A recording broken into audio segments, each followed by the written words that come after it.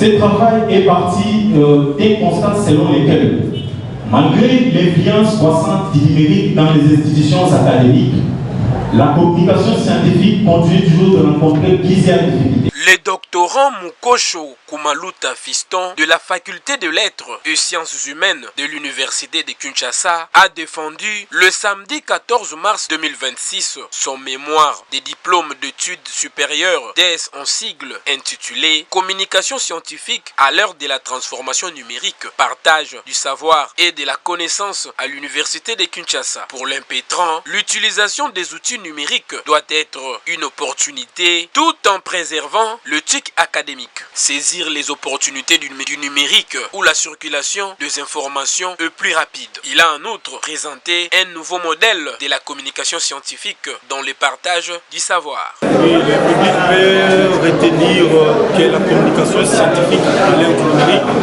apporte quelque chose à l'université de Kinshasa.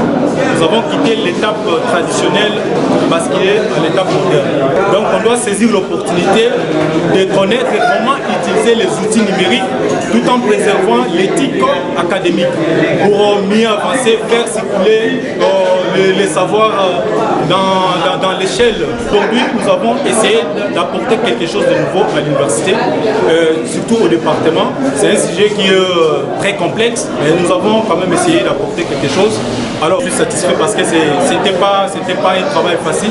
Vous étiez présents, vous avez vu comment je me suis bâti pour arriver ici. Ce n'était pas quelque chose facile, mais on l'a fait. Après le jeu des questions-réponses, le travail du doctorant Mukosho Kumaluta Fiston a été jugé recevable avec mention la plus grande distinction. Après la défense publique par les candidats et délibération à huis clos, le jury a pris les décisions suivantes. 3. Sa mention globale et grande distinction. Faite à Kinshasa le 14 mars 2026, des membres.